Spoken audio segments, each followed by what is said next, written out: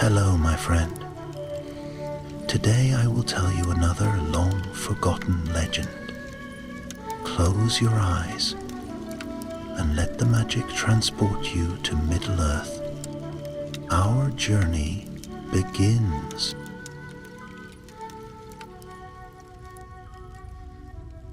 In the farthest reaches of the north, where the winds carried shards of ice like flying glass, and the sky hung pale and silent, the shadow of Utumno lay across the land. No warmth dwelled there, no song of bird or rustle of forest, only the mutter of distant thunder, Melkor's forges beating deep beneath the earth. It was to this grim and ancient stronghold that the Valar now turned their gaze, for the darkness had grown bold and the peace of Arda trembled. Eönwë, herald of Manwë, descended upon the bitter plain with a small company of steadfast Maiar. Their cloaks billowed like banners of starlight, though even they seemed dimmed beneath Utumno's looming shadow. They had not come as conquerors, not yet.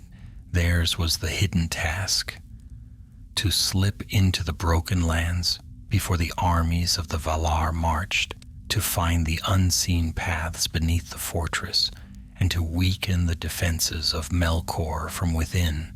The wind howled around them as they advanced across the plain. Frost cracked beneath their boots like old bones. They spoke little, for the air itself felt watched. Strange shapes twisted in the far distance, ridges like clawed backs, mists like drifting serpents. Even the stars above shimmered uneasily, as though they dared not gaze too long upon the stronghold of the great enemy. At their head walked Eönwë, tall and bright, bearing a spear of white fire that flickered softly in the gloom. Behind him strode Arion, whose light was warm even here, but carefully veiled lest it betray them.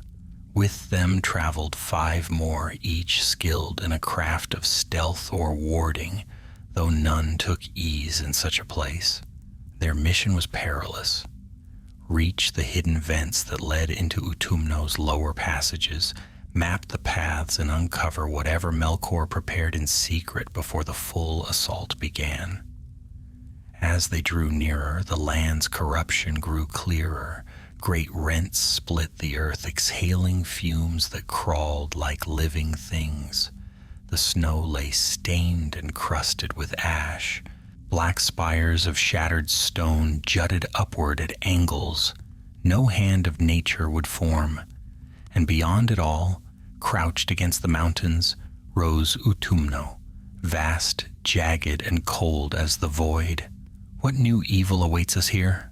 murmured Maelor, one of the younger Maiar, his voice low. Eönwë answered, "Whatever it is, it hides from the light. That alone is reason enough for us to uncover it." Yet even he kept his hand tight around his spear. They made camp in the shelter of a broken ridge, though camp in such a place was little more than a marked circle where their light could rest without drawing eyes from the fortress. The sky above flickered faintly as if dark wings passed before the stars. Arion raised a subtle flame that warmed the air but shed no glow beyond their circle. When all was quiet, Eönwë spoke to his companions. "The Valar move soon. If we succeed, the hosts of the west shall strike with far greater strength. But if we fail, Melkor will unleash whatever horrors he hides beneath this frozen earth, and our kin will meet them unprepared." A murmur passed through the company, solemn but resolute. They knew the stakes. For long had Melkor bred terror in Utumno, shapes of hatred, mockeries of the children not yet awakened, and spirits twisted to his will. What the herald feared most was what they had not yet seen.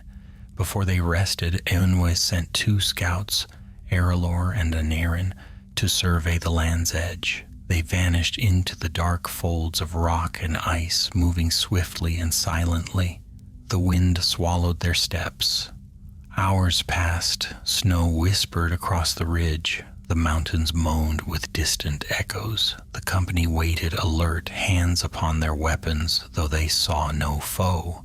Then Erelor returned, alone. His cloak was torn, his breath sharp with fear. A tunnel, he gasped, half buried but leading down, not made by hands of stone alone. Something prowls within. We heard it, felt it.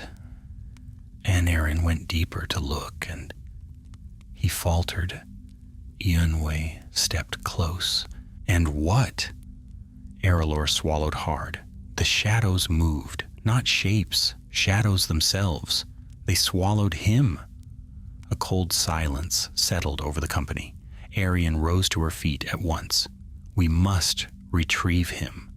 We shall, Eonwe answered, but he gazed toward the distant fortress, its jagged towers piercing the sky like broken teeth. Yet this tells us much. Melkor does not rely only upon beasts of flesh. He has bound spirits, bent them into forms of darkness. We tread into deeper peril than we knew. Even so, determination flared in his eyes. We move at dawnless light, no delay. If Aneurin lives, we will find him. And if Melkor's creatures stand in our path, they shall learn that even here the light does not tremble.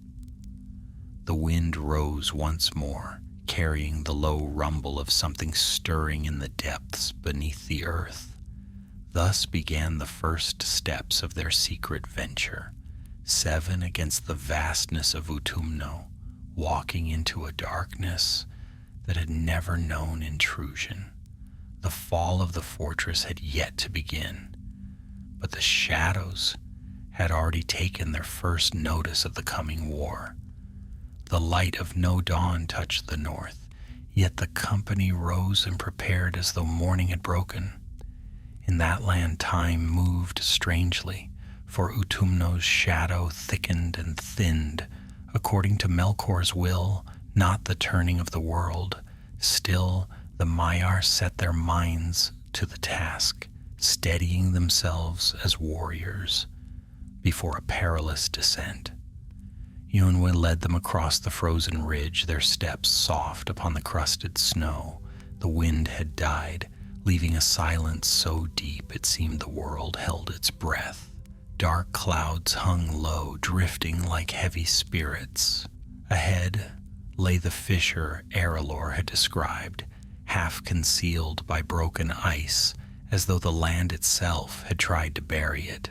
The opening yawned wide enough for 2 to walk abreast, its edges jagged and frost-bitten. Eonwe raised his hand, and a thin line of silver light coiled around his palm, shedding only enough radiance to reveal the path without giving away their presence. At the threshold he paused, listening. No rumble, no scrape, no breath of movement reached them, yet the darkness below felt watchful. We follow this tunnel until we find some sign of Aneurin, Eon said quietly. Stay near, and let no shadow touch you. Malor murmured, Are shadows truly our foe here? Erelor answered, voice tight, I saw them move, as if they had thought, and hunger. With that they descended. The tunnel sloped steeply, its walls slick with a glistening film like frozen tar. Every sound, the faint clink of metal, the soft shift of boots, seemed swallowed at once, devoured by the oppressive dark. The deeper they went, the heavier the air grew, as though breathing required effort. Strange cracks and markings marred the stone, twisting like runes, made by things without hands. After a time, the path split. One branch plunged sharply downward, the other curved to the right.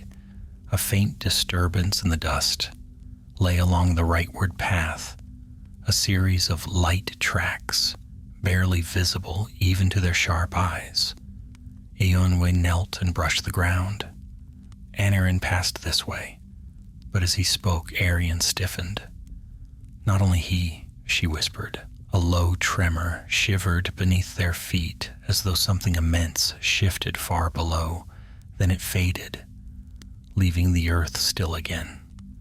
They moved at once along the rightward tunnel, quickening their steps. The passage widened, revealing a chamber carved not by nature, but by purpose. Pillars of rough-hewn stone rose like ribs, and in their midst lay a pool of darkness, not water, but a gathering of shadows so thick they seemed alive. Eowyn signaled the others to halt. Shapes moved within the gloom, their forms wavering like tattered banners in a storm. Eyes glimmered faintly, too many, too close. The shadows drifted toward the company, stretching thin tendrils across the stone. Maelor whispered, "What are they?" "Spirits bound and twisted," Arian murmured, "once perhaps akin to us, but stripped of memory, given only malice." Eowyn stepped forward, spear raised. His light flared, not bright enough to reveal their presence to Utumno above, but strong enough to keep the shadow spawn at bay. The creatures recoiled, folding back upon themselves, shrieking without sound. And then a voice echoed faintly from beyond the pillars. "Eowyn." They froze. "Eowyn, help me." Anarin's voice, distorted, weak, but unmistakable. Arelor surged forward, but the shadows lunged at him at once. Eowyn thrust his spear, a ripple of pale fire sweeping across the chamber, forcing the creatures back. The company pressed in around their herald, forming a ring of light as they advanced deeper into the hall. Anarin lay crumpled near the far wall, half covered in undulating darkness. His form flickered as though fading, the shadows trying to draw him into their depthless pool. Arian moved swiftly to him, her concealed flame shining with steady warmth. The shadows hissed, if such a sound could exist without breath, and recoiled from her. She knelt, placing her hand upon Anarin's chest. "He still draws breath," she said, "but the shadows gnaw at his spirit." Eowyn stepped beside her. "Hold them away." He pressed his palm against Anarin's brow. Light flowed from his hand, weaving through the Maya's dimming aura. A moment passed, long and tense, before Anarin's eyes fluttered open. "Do not let them near me," he gasped. "You are safe now," Arian soothed him. But Anarin shook his head weakly. "No, there is more. Deeper still. I saw something vast. A chamber where Melkor hides what the Valar fear." Eowyn exchanged a look with Arian. "What did you see?" Anarin swallowed painfully. "Creatures, half-formed. Spirits forced into shapes of flesh. Some like beasts, some like us, but broken. And something else. Something sleeping. Melkor wakes it for war." The chamber trembled again then, stronger than before. Dust sifted down from the towering pillars. The shadows recoiled toward the pool, merging with its thickness as though retreating in fear. Arelor hissed, "Something comes." Eowyn rose to his full height, spear gleaming. "We move. We have what we came for. Knowledge the Valar must hear. But we must go deeper still to confirm the path. Anarin, can you stand?" With Arian's aid, Anarin rose unsteadily. His strength was not yet returned, but he nodded. "I can walk." The tremor came again, closer, accompanied by a low, rumbling growl that seemed to seep through the very walls. The air grew colder. The shadows fled entirely, plunging into the pool and vanishing like sparks into a void. Maelor's voice quavered. "What could drive such creatures to hide?" Eowyn answered grimly. "One of Melkor's lieutenants walks these halls." He signaled the company onward. Beyond the chamber, a steep stairway led downward into a vast, spiraling chasm lit by no torch or flame, yet faint red glows pulsed from far below, like the slow beat of a monstrous heart.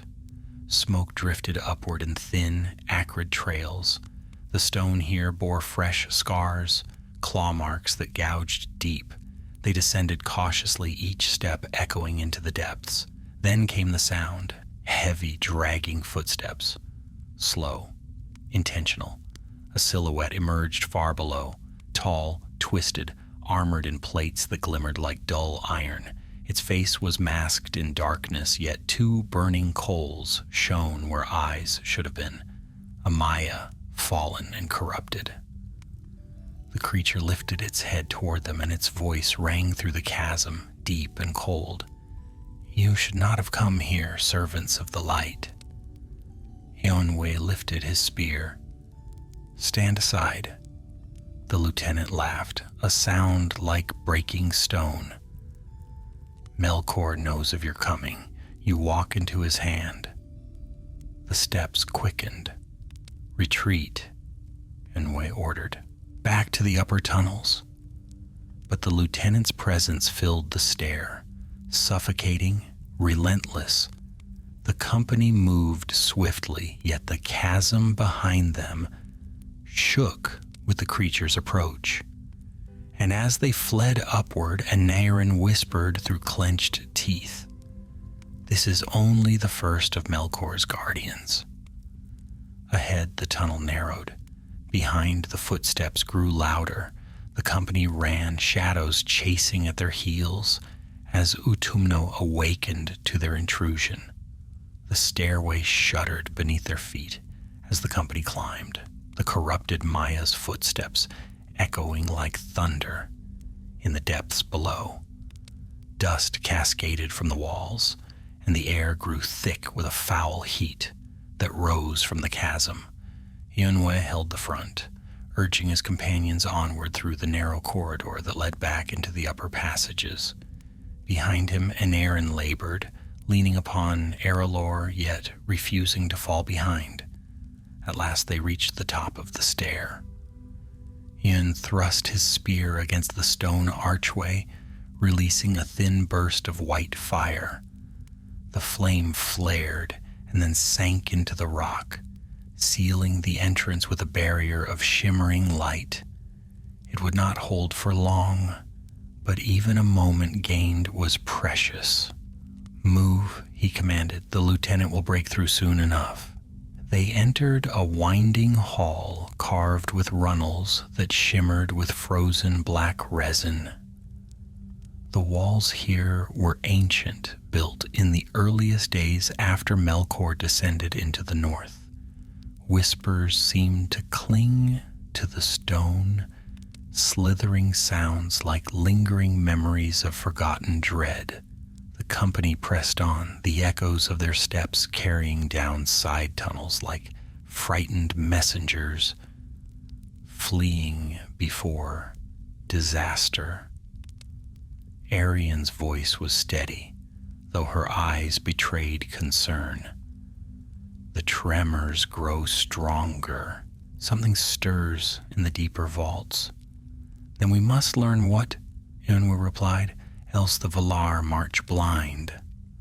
The corridor widened into a long gallery whose ceiling arched high above, supported by pillars carved into distorted images, figures that twisted between forms, half spirit, half flesh, frozen in poses of torment or battle. Flames flickered faintly in sconces set along the walls, though no living hand tended them. Their smoke rose upward and vanished into cracks in the ceiling. Mailer slowed as he passed one of the pillars.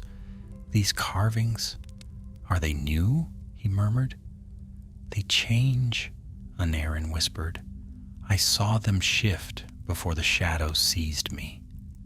"Then do not look long," Eonwë said sharply. "This place is meant to unsettle the mind. Heed only the path." At the far end of the gallery lay another door, this one tall and set with iron ribs like a beast's skeleton. Strange runes burned faintly along its surface. Eonwë traced a hand before them, feeling the magic woven into the metal. "It responds to Melkor's power," he said, "but it has been opened recently. We follow." He pressed his palm to the center. The iron shivered as though alive, then parted with a grinding sigh, revealing a passage beyond that slanted downward into colder depths. As they advanced, a distant sound rose from ahead, slow, rhythmic, steady, a heartbeat, or something like it, and Naren stiffened. "That is what I heard before the shadows took me." "What lies ahead?" Arian asked him gently. "A chamber," Anarion whispered. "Vast. I glimpsed only part of it before the shadows dragged me away. Shapes slept there, shapes made not by the music, but by Melkor's own forging." The company descended, breath quiet, steps deliberate. The passage opened into a cavern enormous beyond measure. The ceiling vanished into darkness. Faint red light pulsed along the walls, revealing massive stone vats half sunk into the floor like slumbering beasts.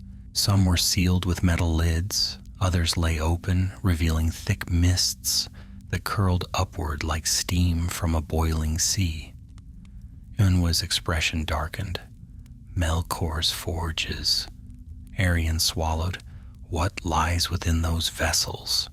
Before anyone could answer, a low groan echoed across the chamber. One of the vats shuddered as though something within shifted. Chains rattled across its lid. A second vat quivered, then a third. Aralor whispered, "He prepares armies." "No," Unwa said, voice low. "These are not yet armies. These are beginnings. Experiments. Melkor seeks forms to bind his twisted spirits into. He forges bodies like cages." A cold horror crept through the group. Each vat seemed to pulse with a slow, steady glow, light that throbbed like the breath of a sleeping giant. The heartbeat they had heard was louder now, reverberating through the chamber until the stone beneath their feet trembled. Anarin pointed toward the far side of the cavern. There, the source. A platform of black stone stood raised upon pillars. Upon it rested a shape draped in heavy chains, immense, malformed, but still. A creature of monstrous size, far larger than the others. Its form was vaguely humanoid, though twisted beyond recognition. Horns curled from its skull, and its limbs were corded with thick, dark sinew.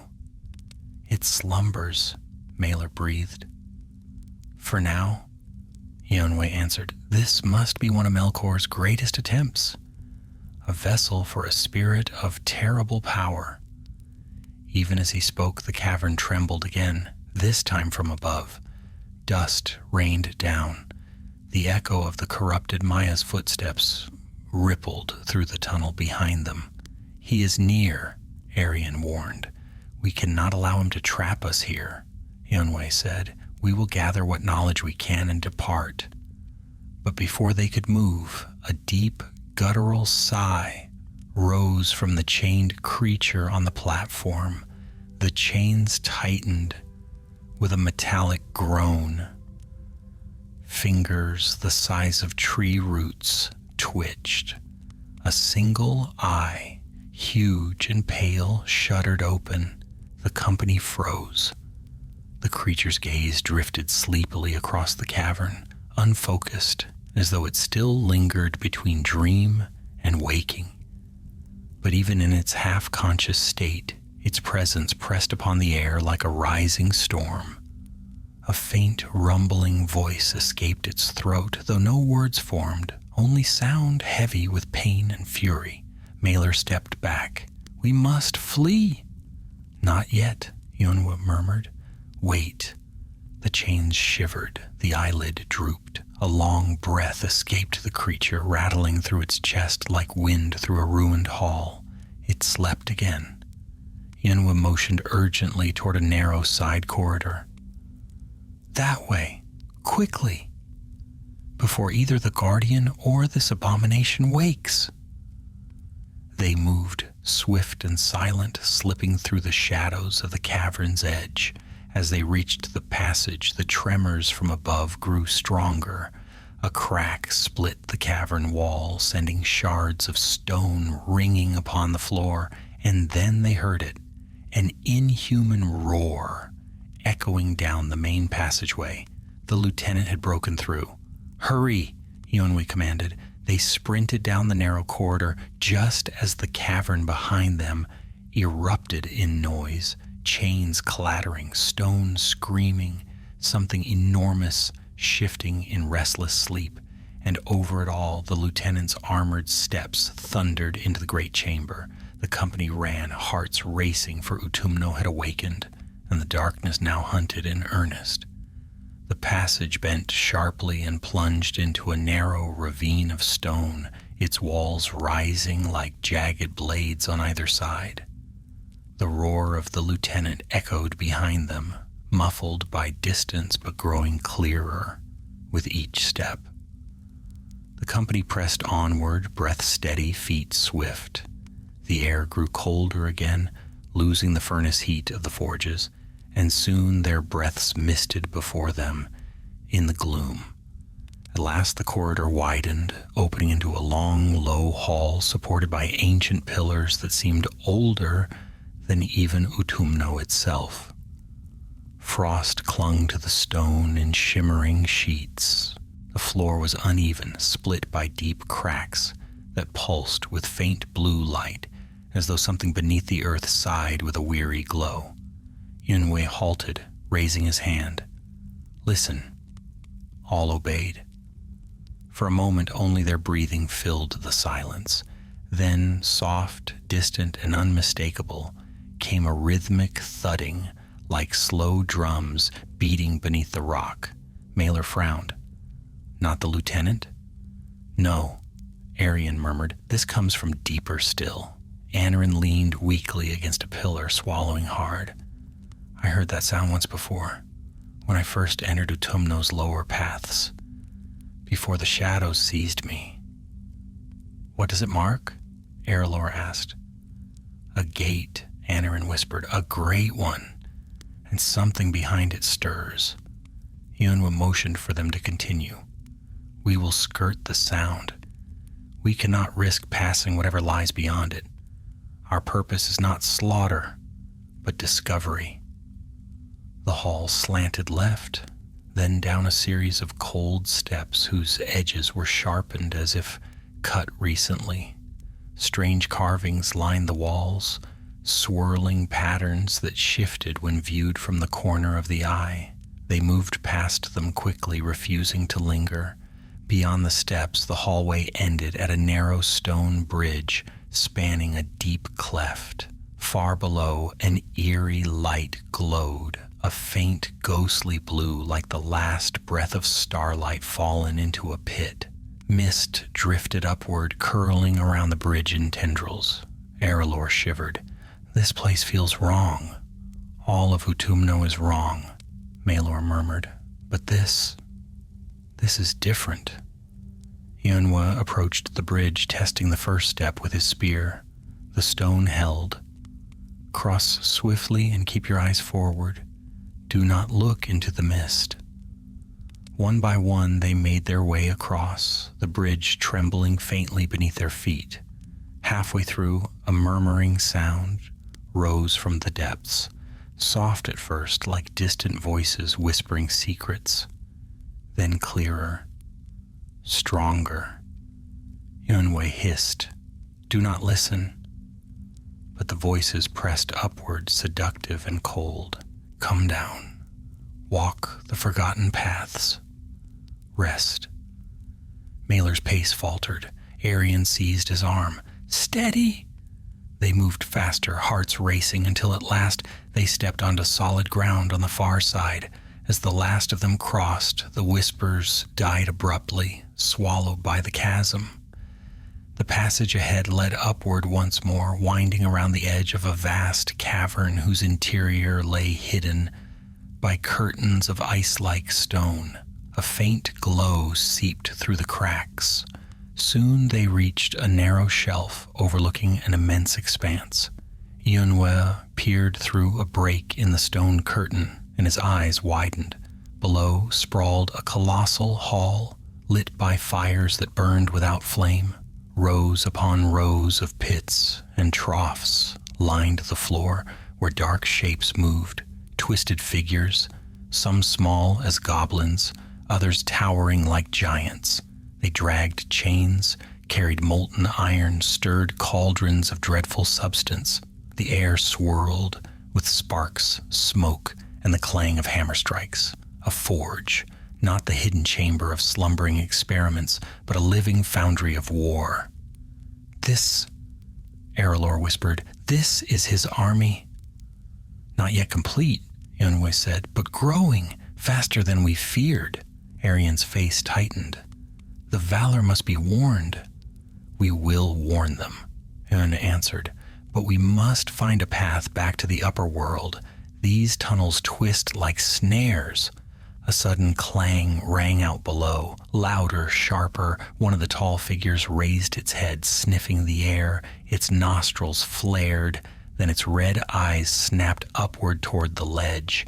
Yunwe reacted instantly. "Down!" The company pressed against the rock as a roar boomed through the forge. The creature bellowed a warning, raising a massive hammer. Others turned, following its gaze. "We must move now," Yunwe said, "before they climb." They slipped into another crevice in the stone curtain and followed a steep tunnel that branched upward. The clangor of pursuit echoed behind them. Heavy steps, shouts, the scrape of claws on stone. Mailer breathed. "They are coming fast." "Then we must be faster," said Yunwe. The tunnel narrowed, forcing them into single file. Arian supported Anairin as they climbed. The air grew sharp and icy. The glow of the forge faded behind them. For a moment, only their hurried steps filled the dark. Then the earth shook. A deep, resonant crack split the tunnel ahead. The ground lurched beneath their feet. Stone rained down. Aralor was nearly struck by a falling shard the size of a shield. Ionu steadied himself. The lieutenant draws near. His power disturbs the very foundations. As if in answer, a roar burst from behind, closer than before. The corrupted Maya had entered the forge hall. His fury reverberated through the rock. Anairin winced. "He hunts us, and he will find us," Yunwe said, "unless we reach the surface."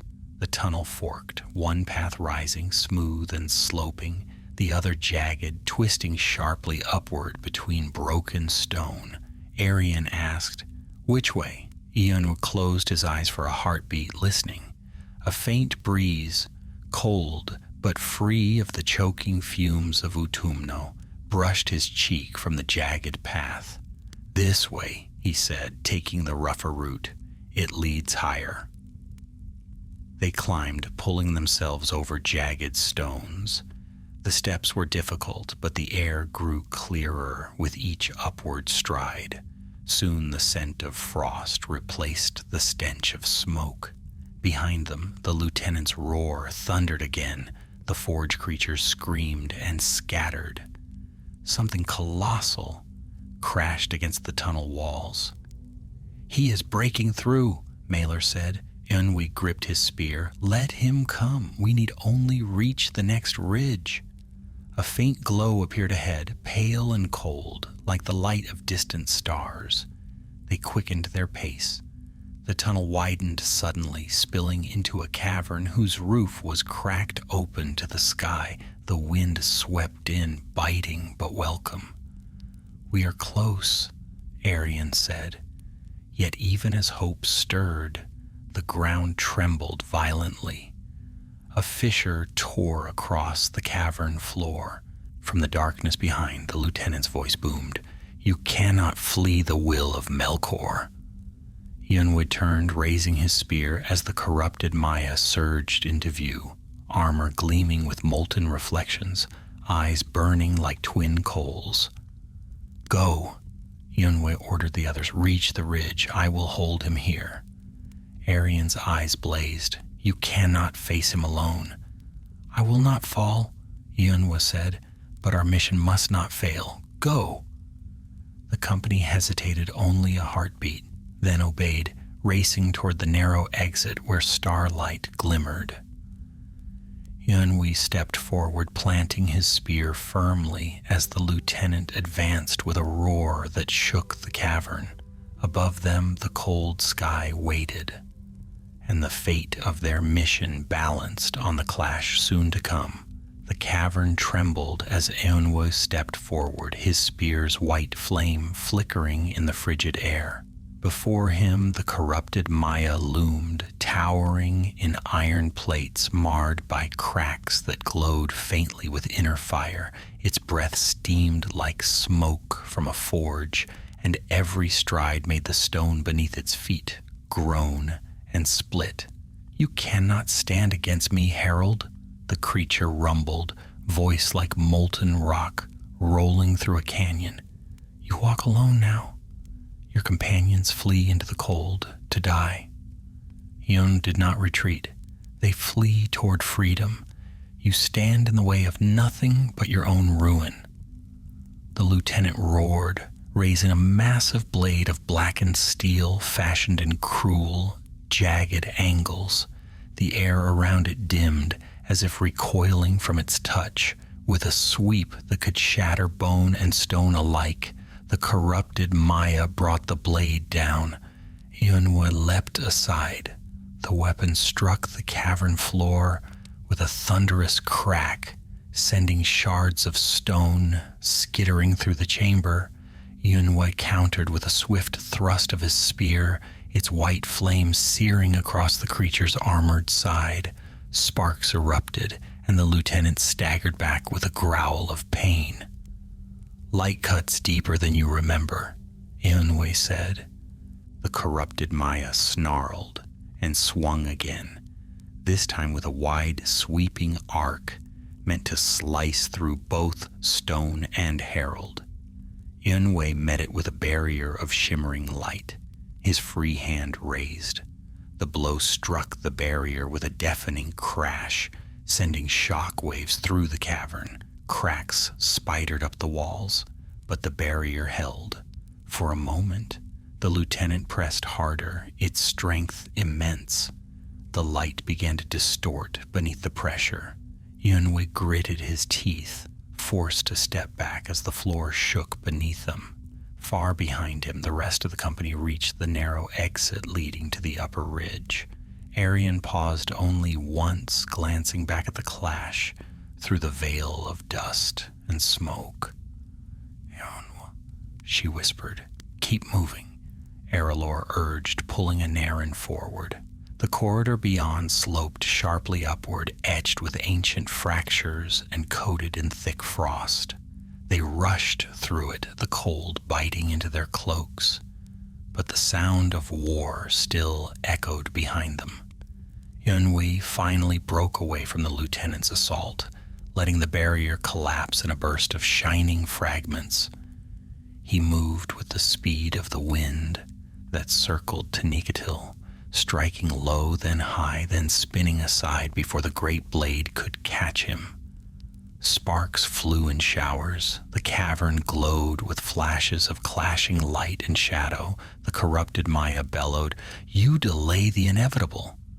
"Delay is all I need," Yun replied, "for my victory lies not in your defeat, but in their escape." He thrust his spear into a crack in the cavern wall. The blow sent a pulse of light deep into the stone. A rumble answered, soft at first, then rising. The lieutenant halted, its fiery eyes narrowing. "What have you done?" Without answering, Eunwoo pulled away and sprinted toward the upper path. The corrupted Maya lunged after him. Stone groaned. A fissure widened in the chamber floor. Then, with a resounding roar, the entire span of rock beneath the lieutenant gave way. The corrupted Maya plunged downward as the chasm opened beneath its feet. Its roar shook the cavern, echoing through ancient tunnels as it fell into the blackness below. Eunwoo reached the upper ledge just as the cavern collapsed behind him, sealing the tunnel in a storm of stone and dust. He exhaled once, exhausted yet resolute. The lieutenant would not die from such a fall, but he would be delayed, perhaps long enough. Ahead, the faint glow of starlight called him onward. Meanwhile, the rest of the company emerged onto the upper ridge, a high shelf of ice-covered rock overlooking the desolate plain that stretched toward Utumno's towering walls. The wind struck them at once, harsh and heavy, carrying the distant rumble of Melkor's forges. And Aaron staggered, leaning heavily on Arian. We have seen enough. We must reach the Valar. We must survive first, Arian reminded him gently. Arelor scanned the horizon. We need shelter. The lieutenant may still hunt us, even wounded. Maelor pointed toward a cluster of broken crags to their right, dark stones jutting like splintered teeth. There! The path slopes downward. Perhaps we can hide our trail. They moved quickly, making their way along the ridge as Eönwë emerged moments later, covered in dust, but alive. Relief washed across Arian's face. You held him off. For now, Eönwë said, but we must not linger. Melkor's gaze grows sharper with each moment we remain near the fortress. They descended into the crags. The wind howled between the rocks, disguising their movement. Eönwë paused once, listening, then nodded. We are not pursued. For a moment, peace returned. They huddled between two boulders, catching their breath. The sky above was clouded, but through a small tear between the stormy veils shone a few pale stars, the faint glimmer of hope. Eönwë spoke quietly. We have discovered more than we imagined. The Valar must hear what hides beneath Utumno's foundations. And Aaron nodded weakly. The slumbering creature, the vats, the forges. Melkor prepares for a war greater than any yet seen. Arian set a hand on his shoulder. We will bring warning, but we must cross the plains unseen. Arelor added, and we must do it swiftly. The forces of the Valar march soon. Eönwë gazed northward where the outline of Utumno's vast gates loomed like the maw of a monstrous beast. Smoke curled from vents in the earth. The wind carried faint tremors, distant roars, clashing metal, and deep, rumbling chants. The fortress was stirring. Melkor knows something is amiss, Eönwë said. He does not yet know our purpose, but he senses intrusion. His servants will search. He turned back to his companions, eyes bright with resolve. We move now. We dare not wait for dawn, or whatever passes for it in this cursed land. The plain before us is wide, and though the enemy walks it, we walk with the light. The company rose, their strength restored by purpose more than rest. They wrapped their cloaks tightly and stepped out from the crags, their forms blending into the bleak landscape. Behind them, Utumno's shadow deepened. Before them lay a perilous journey through the frozen wastes, but each step brought them closer to the first great victory the world would ever witness. The frozen plain stretched before them, wide and silent beneath a sky choked with iron-gray clouds. No stars shone now. Utumno's shadow smothered even their faint glimmer. The land was a wasteland of jagged ice, wind-swept ridges, and long stretches of frost-bitten earth that cracked like brittle glass under the slightest touch. The company moved swiftly yet cautiously, keeping low as the wind howled across the barren ground. Eönwë led the way, his spear dimmed to the faintest ember of white fire, enough to guide his companions, but not enough to betray them to watchful eyes. The cold pressed against them from every side, seeping into their cloaks, biting at their faces. Though the Maiar did not fear the chill as mortals might, the air here bore the stain of Melkor's will, and its touch lingered like a warning. "We must keep to the broken paths," Eonwe said as they descended a slope of frozen shale. "The open plain lies in full sight of Utumno's walls." Malor cast a wary glance toward the looming fortress. "What watches us from those towers?" "Eyes that know no rest," Arian replied. "Creatures bred for vigilance alone. They see movement where none should be." Aneurin leaned heavily on Arelor, still weakened from the shadow's assault. "And now they search for us." Eonwe nodded grimly. "Melkor knows an intruder walks his halls. Perhaps he believes it only a lone wanderer, but he will not risk carelessness." The wind shifted, carrying with it a deep, distant rumble that trembled through the ground like the beat of a colossal drum. All halted at once. "What was that?" Malor whispered. Eonwe scanned the horizon.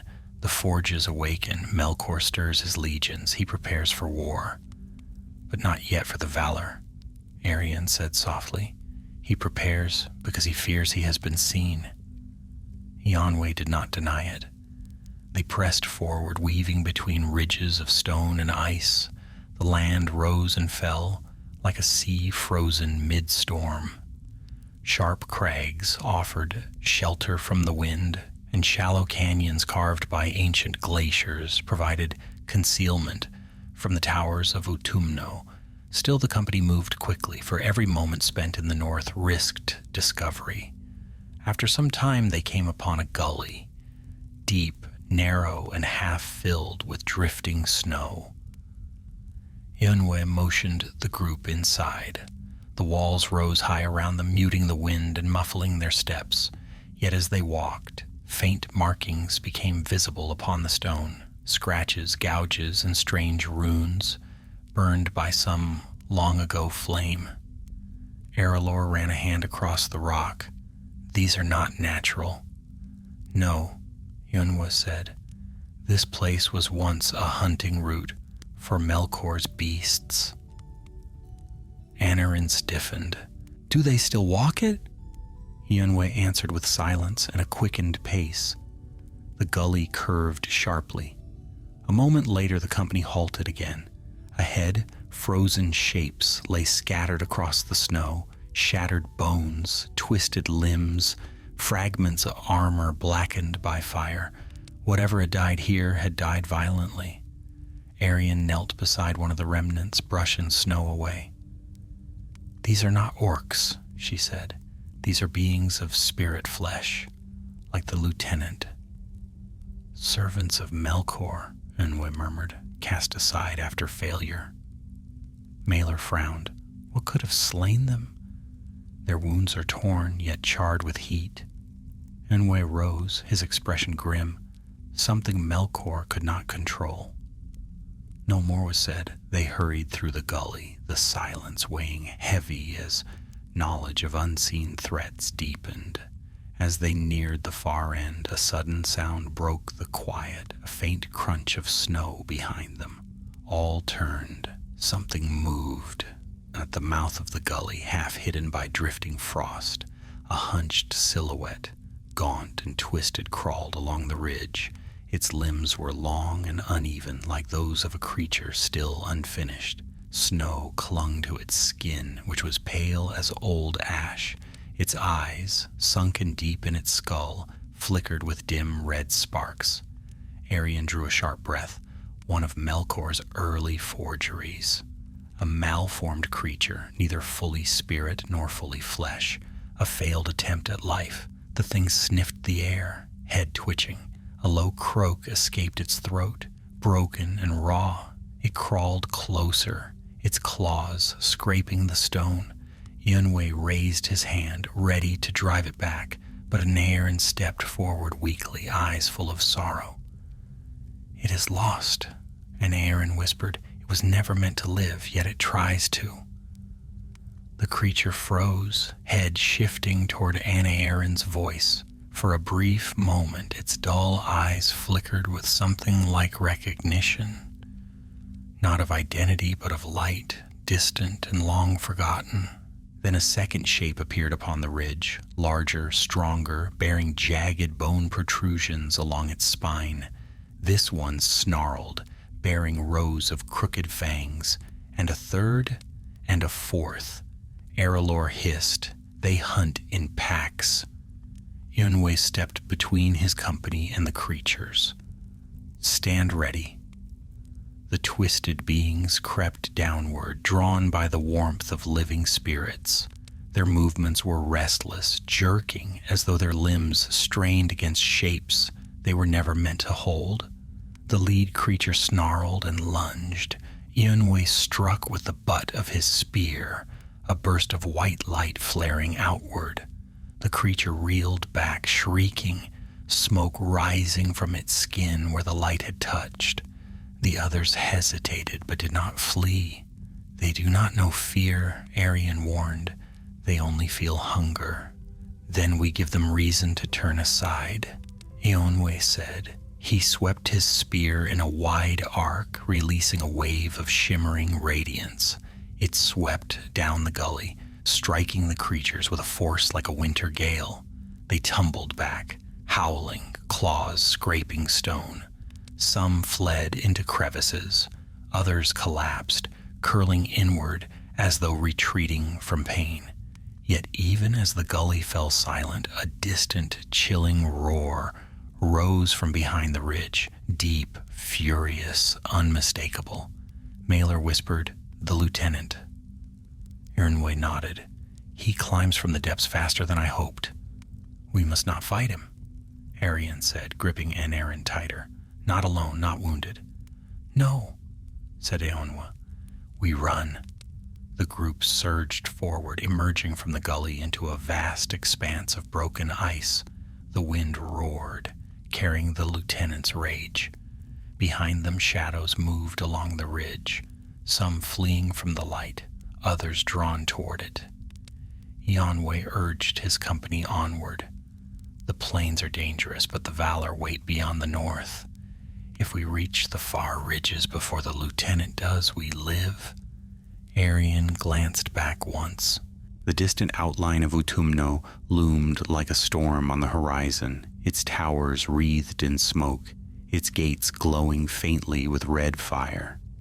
"Melkor prepares," she whispered. "And so do we," Eonwë answered.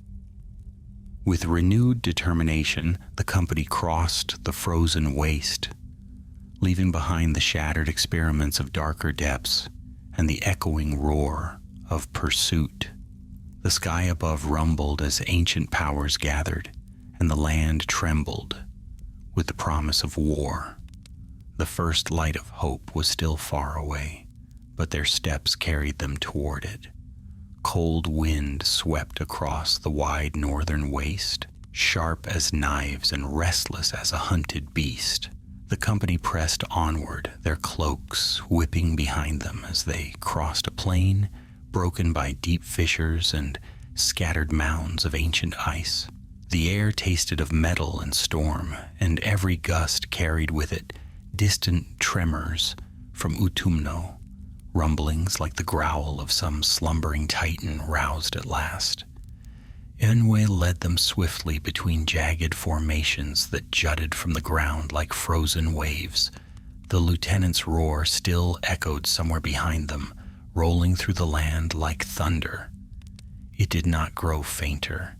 If anything, it grew clearer, more focused, more furious. "We must reach the high ridge before he enters the open," Eonwë said.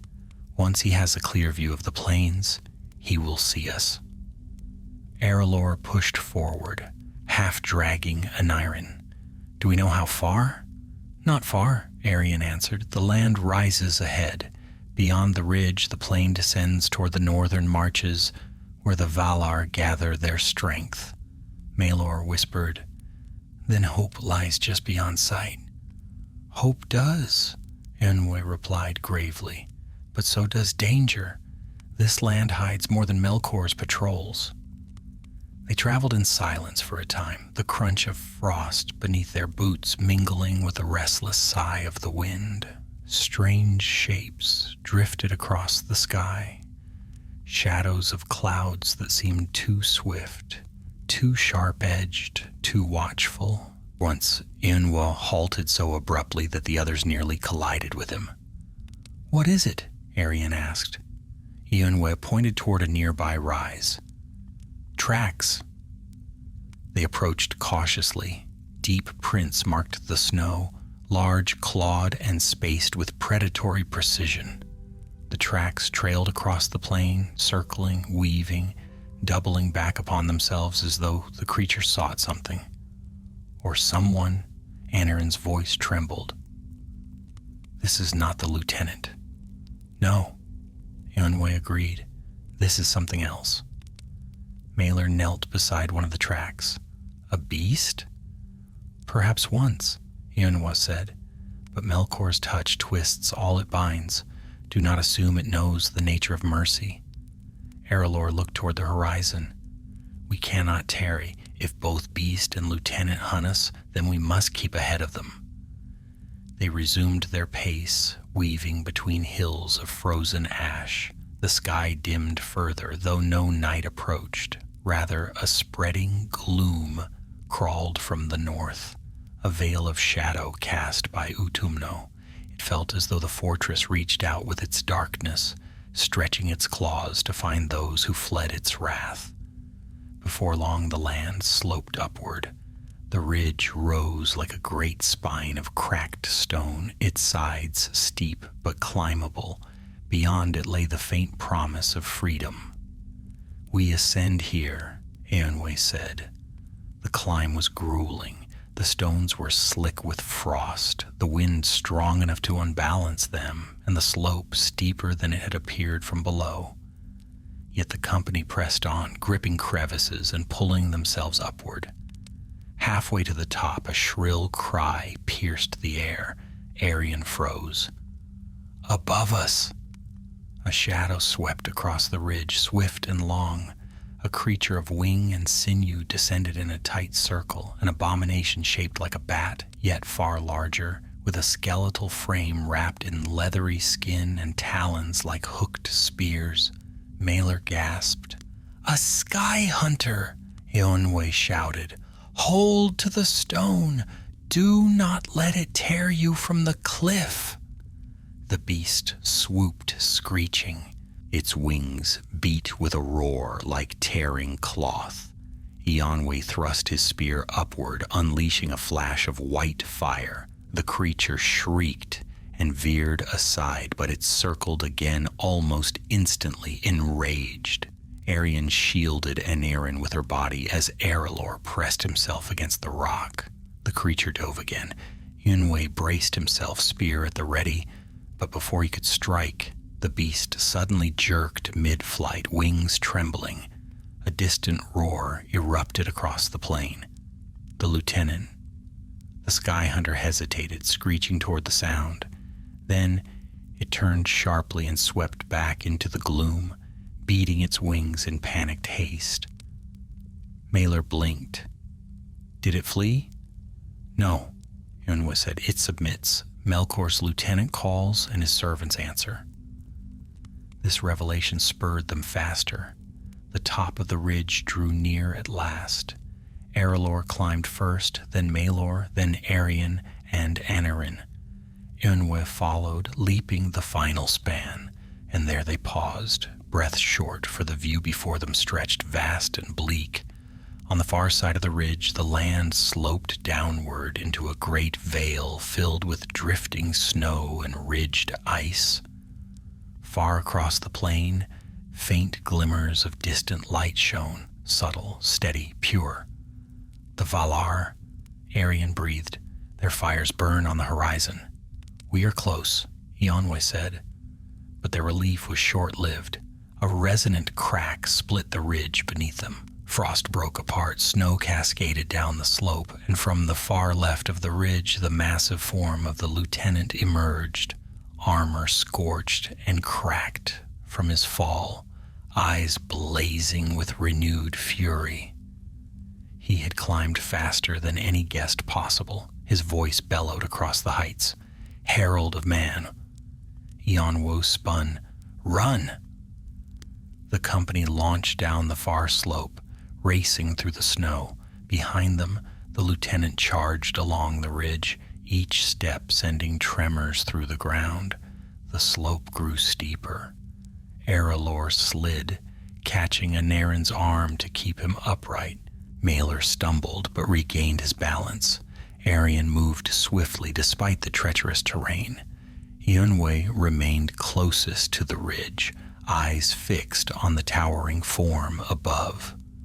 The lieutenant hurled his colossal blade. It spun through the air like a falling star, hurtling directly toward the fleeing company. Eonwe raised both hands, summoning a burst of radiant light. The blade struck the shield of radiance with a thunderous crash.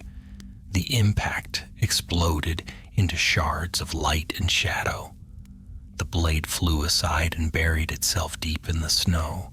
But the shock wave sent Eonwe tumbling. Arion screamed, "Eonwe!" The herald fell down the slope, rolling until he managed to clamp his spear into the ice and halt his descent. Snow cascaded around him. His cloak was torn, but he forced himself upright. "Go!" he shouted. "The plain is open. We must cross it." As they fled, a terrible howl rose behind them. The cry of a beast newly summoned. The creature whose tracks they had seen earlier now emerged beside the lieutenant, a hulking, malformed brute with 4 arms, horned shoulders, and eyes blazing with animal malice. It thundered down the ridge, following the scent of the fleeing mire. 2 foes now hunted them, but ahead, faint yet steady, the lights of the Valar shone like distant beacons. "Do not falter," Eonwe called, racing to rejoin his companions. "Our hope lies just beyond the veil of this darkness."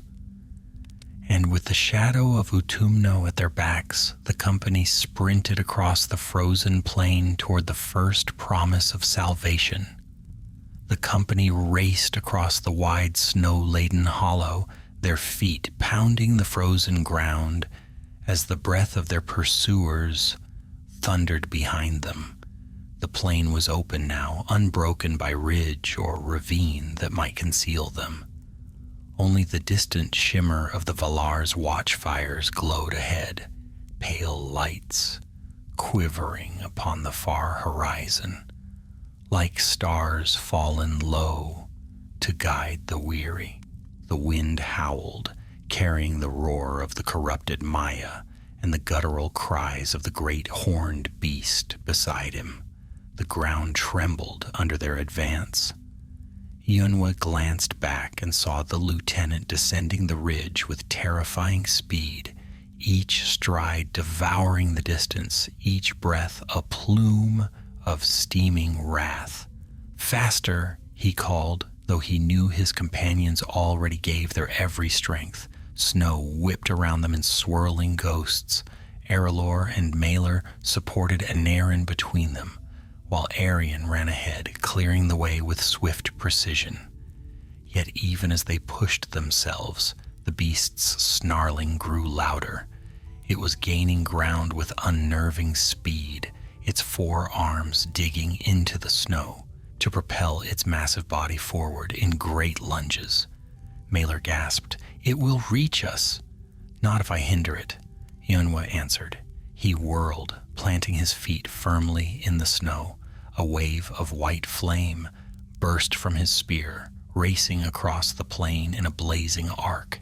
It struck the beast square in the chest, forcing it to skid sideways with a furious howl.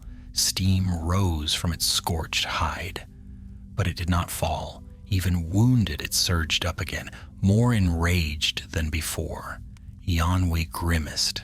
The distance between them and the Valar's fires remained great, too great if both the lieutenant and the beast pursued unhindered. They needed more time. "Keep running," he shouted, then turned to face the oncoming storm of iron and wrath. The lieutenant closed upon him, eyes glowing like embers in a furnace. "You cannot flee the shadow of my master," it bellowed. "The plains belong to him." Even the wind bends to his will. Yonwe lifted his spear in defiance, then let the wind carry this message: the Valar come. The corrupted Maya's roar shook the plain, and it charged. Yonwe darted aside, the giant blade sweeping so near he felt the bitter chill of its shadow. He struck the lieutenant's side with a burst of radiant force, but the blow splintered against the creature's armor. The metal glimmered with dark enchantments, fed by Melkor's own malice. The lieutenant swung again. This time Eonwë met the blade with his spear, light clashing against shadow, the shock wave blasting snow into a swirling cloud. Far ahead, Arion turned. "Eonwë!" But Arelor caught her arm. "He buys us time. We must give his sacrifice meaning." Arion's eyes shone with anguish, yet she nodded and pressed on, guiding Aneirin toward the distant flicker of hope. The plain was a long descent, wide and unprotected. The frozen ground cracked beneath their boots as the wind intensified, carrying flecks of ice like shards of broken glass. For a moment it seemed as though the Valar's light edged closer, but it was the shadow growing behind them that truly quickened their pace. The beast had recovered and now bounded after them once more, its enormous form leaping across the snow, claws digging deep. Each breath was a guttural growl. Spittle flew from its fanged maw as it fixed its gaze upon Arion and the weakened Aneirin. Maelor cried, "It comes for him, for his spirit." "Then it shall not have him," Arion vowed. She halted abruptly, turning to meet the creature. The fire she bore within, bright, warm, though veiled, flared faintly around her hands. With a sweep of her arm, she cast a ring of gentle golden light that shimmered like a shield across the snow. The beast barreled into it with a snarl. The shield rippled but held. For a moment, the beast clawed and tore at the barrier, its strength monstrous. Cracks spidered across the golden aura. Arion grit her teeth, sweat beading on her brow. Maelor stumbled back to her side. "Let me help." He lifted both hands, adding his own power, lesser than hers, but enough to reinforce the barrier. Together they pushed against the creature's weight. Still the shield faltered. The beast lunged again. The shield shattered. Arion cried out as the shock hurled her backward. Maelor fell to one knee. The beast roared triumphantly and charged toward them. But Arelor darted in front, brandishing a slender blade of bright steel. He struck the beast across its snout. With a slash, swift as lightning, the blade left only a shallow cut, but enough to draw its attention. "Come then," Arelor shouted defiantly. The beast swung a massive arm at him. Arelor ducked. Snow exploded around him from the force of the blow. It lunged again and again. Arelor dodged each strike by a breath's width, his blade flickering like starlight. But he could not hold the creature forever. "Arion," he cried, "get Aneirin away." Arion rose shakily, reached for Aneirin, and began to retreat once more, though her eyes never left Arelor. Meanwhile, Eonwë and the corrupted Maya fought across the plain in a storm of light and shadow. The herald's spear blazed with every strike, carving streaks of radiance across the sky. Yet the lieutenant's strength was immense, its blows relentless, its fury boundless. "You will fall," the lieutenant snarled, pressing forward. "Not before I finish what I came for," Eonwë answered. He leapt aside from another crushing blow, but the lieutenant swept its arm, hurling a wave of dark force that struck Eonwë squarely. The herald flew backward, skidding across the snow. Pain rippled through him, his light dimming for a breath. The lieutenant approached, blade raised. "Your companions flee," it said. "You cannot save them." Ianwe planted his spear in the snow and rose, eyes burning with resolve. I do not need to save them. He lifted his gaze toward the northern horizon. They need only reach the ones who can. The lieutenant roared and charged in rage.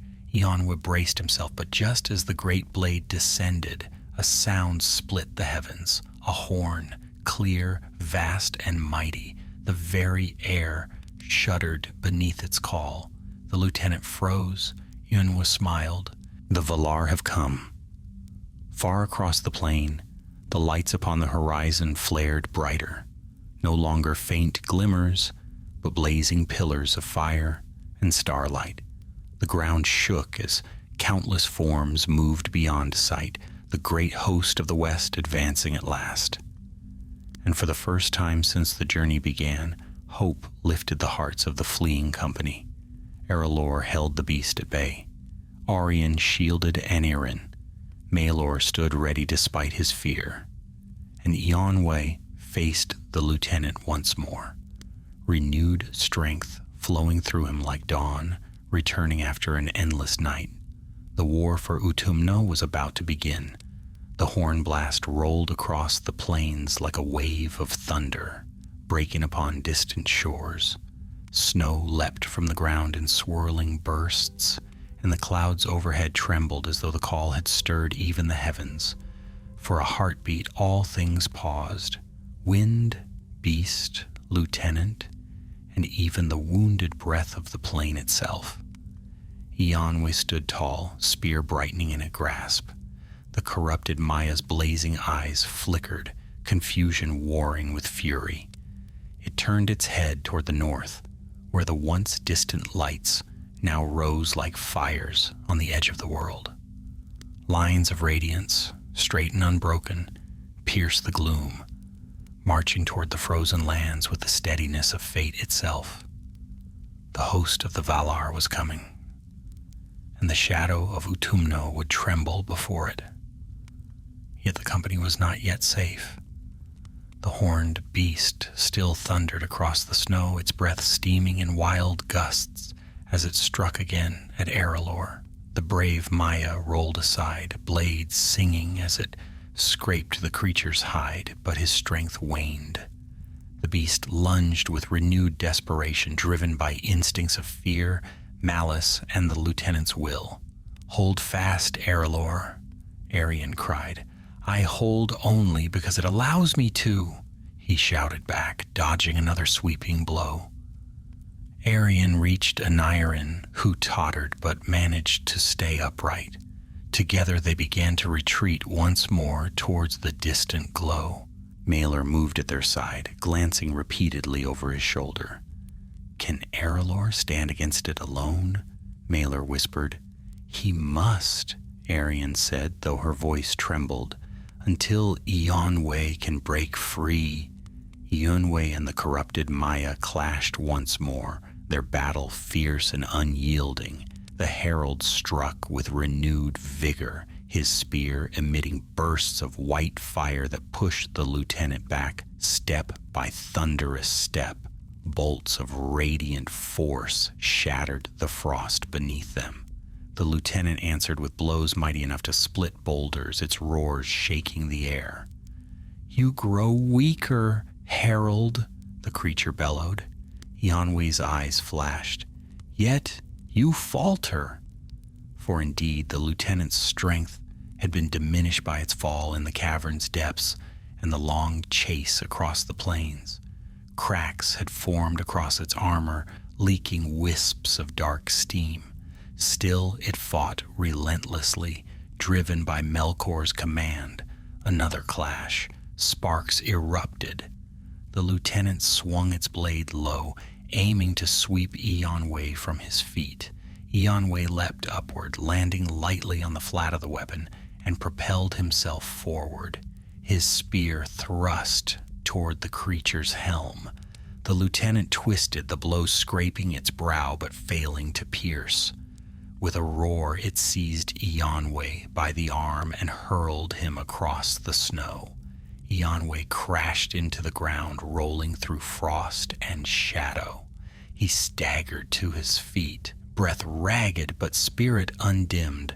The lieutenant advanced, yet before the corrupted Maya could close the distance, a second horn blast echoed across the land, louder, deeper, filled with the wrath of ages.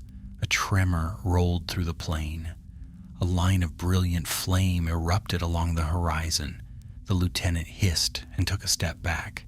"What is this?" it snarled. "The end of your dominion," Ianwe answered. Meanwhile, Erelor's strength finally faltered. The horned beast struck him across the chest, sending him tumbling into the snow. He groaned, gripping his blade, but his arm shook too violently to lift it again. The beast towered over him, drool dripping from its fanged maw.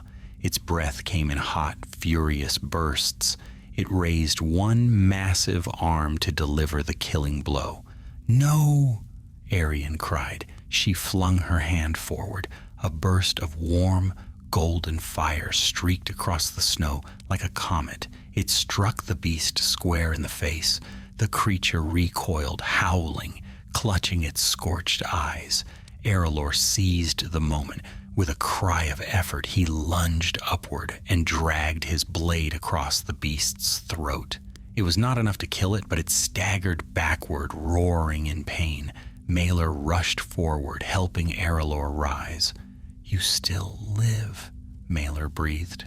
"Barely," Erelor replied, raising his blade, though his hand shook. "But I live." The beast recovered, its vision clearing.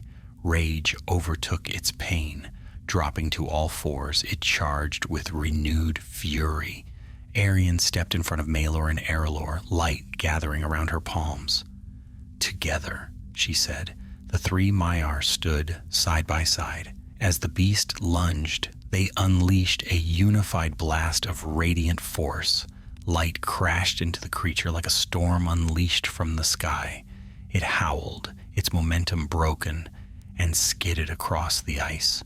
Steam curled from its wound as the light faded. It struggled to rise once more, but a shadow fell across it. The lieutenant towered above the beast. Both creatures looked toward their master. The corrupted Maya snarled, "Stand, wretch!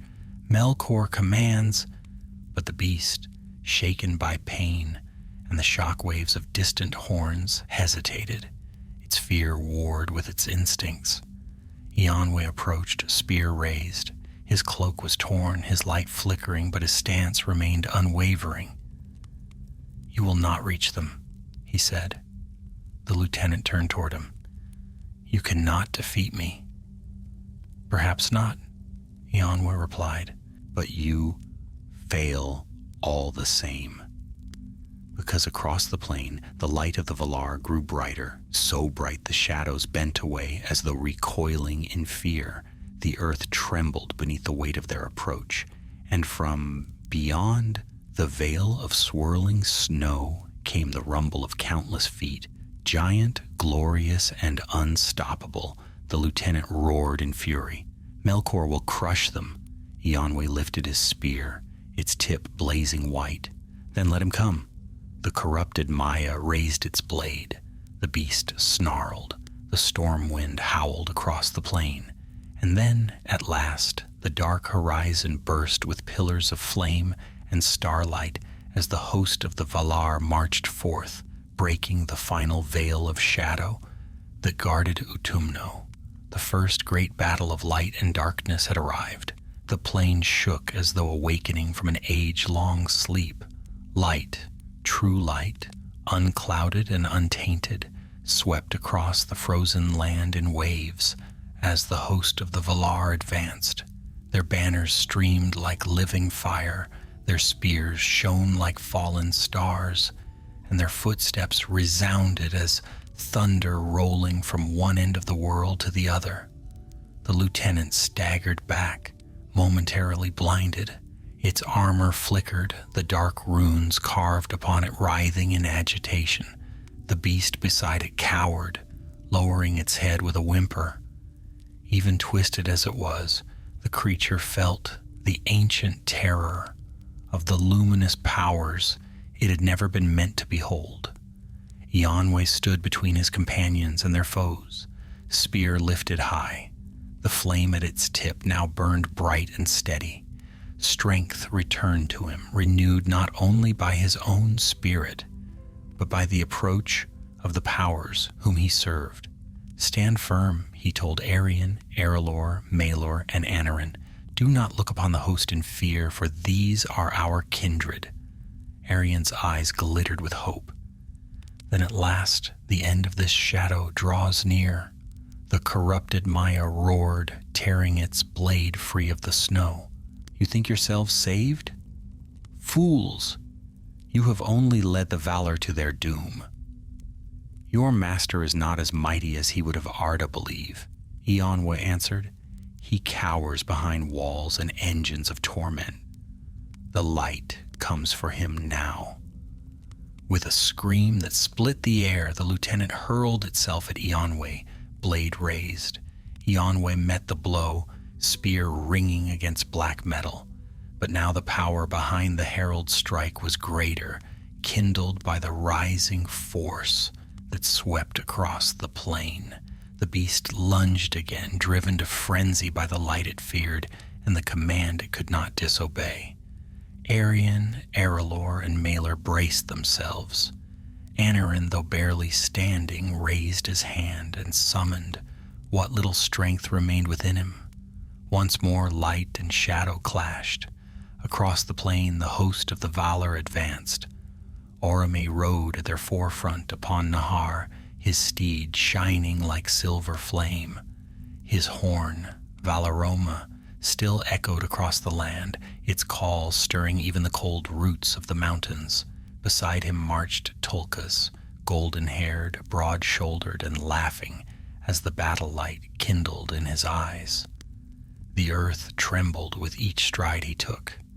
Behind them swept the Maiar in countless ranks, radiant beings armed with spears, bows, blades, and staffs of ancient craft. And above the host soared spirits of wind and fire, swirling through the tumultuous sky, driving back the choking clouds that had long veiled the north. Utumno's shadow recoiled before their approach, and yet from its gates Melkor's forces issued forth, great iron-clad trolls, twisted by ancient cruelties, malformed giants with limbs forged from stone and flame, bat-winged fiends, leaping into the stormy sky, all poured into the plain, forming a dark tide to meet the shining host.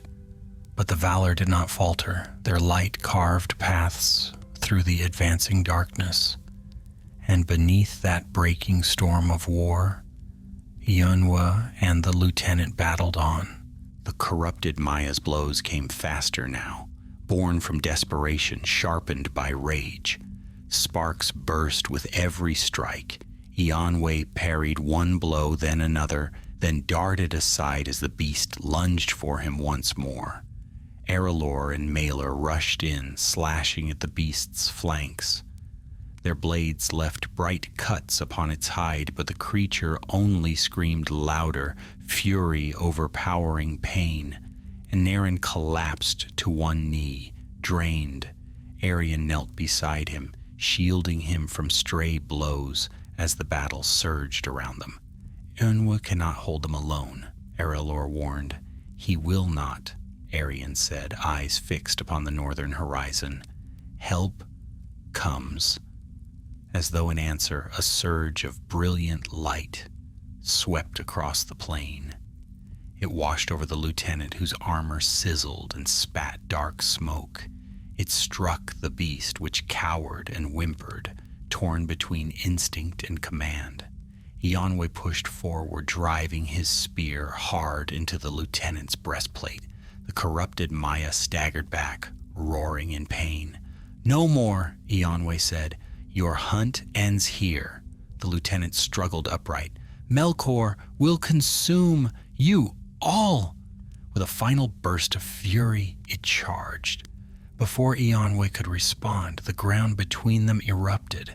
Stone shattered, snow burst upward, and standing between herald and foe was a towering figure, golden and gleaming, laughing like light breaking across the sea. Tolkas had arrived. "Ha!" he roared. "I sense something foul in need of crushing." The lieutenant froze, terror flickering behind its blazing eyes. It swung its blade, but Tolkas caught the weapon in one hand, as though seizing a twig. With his other fist, he struck the corrupted Maya squarely in the chest. The lieutenant flew backward, far backward, crashing into a distant ridge. With a boom that echoed like falling mountains, the beast whimpered and tried to flee, but Tolkas snatched its horned head and hurled it into the snow. It struggled, roaring. Tolkas only laughed louder. Enough of that noise.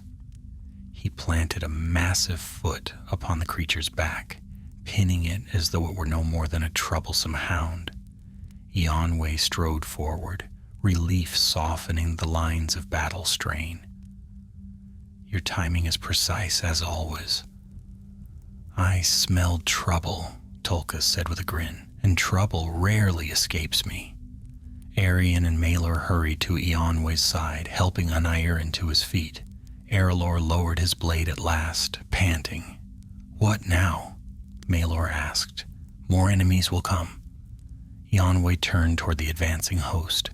"Now the host sweeps forward. Our task is done. We bear witness, and we prepare for the greater battle to come at Utumno's gates." Arion gazed toward the fortress, its dark towers trembling beneath the approach of the Valar. Smoke rose in restless spirals.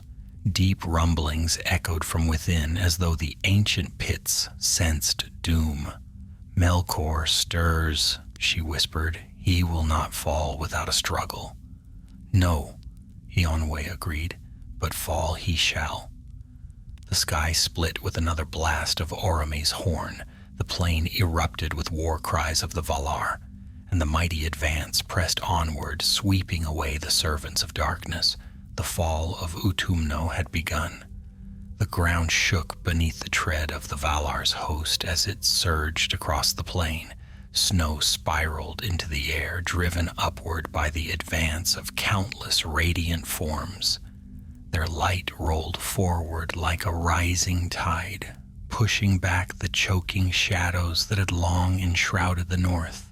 Far above, clouds tore apart, revealing faint stars that shivered, freed at last from the hand of darkness. Eonway stood with his companions upon a low rise of ice, watching the armies of the west sweep past in gleaming ranks. Mighty spirits, clad in armor that shone with the hues of dawn, marched in disciplined formation. Some bore great spears, others carried staves that crackled with white fire. Forms half mortal, half radiant strode among them, their faces set with grim purpose. And overhead, mire of wind and flame soared, weaving columns of fire and storm that shielded the host's advance. Arion stood in silent awe. "I have never witnessed them gathered in such strength." Eonway nodded. "This is the wrath of the West united. Long has Melkor awaited this day, even if he believed it would never come." Behind them Tolkas secured the bound, groaning beast with a thick chain of light, then stepped back, satisfaction gleaming in his eyes. "It will trouble no one again," he said cheerfully. "A shame the lieutenant fled, but I will find him soon enough." "I doubt he fled willingly," Malor said. "He was hurled halfway into the ridge." "And he will crawl back out of it," Tolkas replied with a snort. "The stubborn ones always do." Erelor approached, supporting Anairin. "We should rejoin the host. The safety of the plain grows uncertain with each moment we linger." "Yes," Eonway agreed. "Our report must reach the leaders of the host without delay." They descended from the icy rise and joined the advancing ranks. Warriors parted respectfully as Eonwa and his company passed, for the herald of Manwë bore a presence unmistakable Even in the midst of so great an army, Arian, Arelor, Maelor, and the weakened Anarin walked close behind, drawing curious glances from their kin. Their tattered cloaks and weary faces told the tale of their passage through Utumno's deep paths, without a word spoken. As they marched, the sky continued to clear. Starlight fell upon the host in thin silver beams that flickered across armor and blade. It was a strange and wondrous sight. Winter's darkness lifting before the advance of a radiant storm. Ahead, the landscape rose and fell in long rolling swells until folding upward into a ridge of jagged basalt. Beyond it loomed the distant walls of Utumno. Even from afar, the fortress appeared immense, its towers sharp as spears, its bastions carved from mountains, blackened by ages of smoke. Fires burned within its depths, casting crimson glows that leaked from cracks in the stone. Waves of foul heat rolled outward, corrupting the air with a stench that turned even the stoutest spirits cold. Anarin shuddered. Those depths, I feel them still. The sleeping giant in the chamber, the forges of torment, the shadows that devour. And your witness gives the valor their knowledge, Eonwys said gently. What Melkor hides shall no longer shield him. As they drew nearer, the rumble of Utumno intensified. Deep booms echoed from behind its walls, drums, or perhaps the waking of twisted creations. A great cloud rose over its tallest tower, black and churning, shaped like a clawed hand reaching skyward. Arian frowned. He gathers his strength. Then let him, Tulkas replied, cracking his knuckles. I am eager to meet him. A sudden roar split the air. From behind the fortress walls, a flight of winged shadows burst forth, sleek shapes circling like monstrous bats, their eyes glowing crimson. They descended upon the Valar's host, screeching. But the archers of the west had awaited such an assault. A line of bow-wielding Maiar stepped forward. Their arrows shone like narrow beams of white fire as they streaked upward. Each shaft struck true, bursting into light upon impact. The winged shadows shrieked, spiraled downward, and crashed upon the plain in smoking heaps. Maelor exhaled slowly. So begins the first defense. No, Eonwys said. This is but a prelude. Melkor has yet to reveal his true weapons. At his words, the earth shuddered violently. The ridge ahead cracked.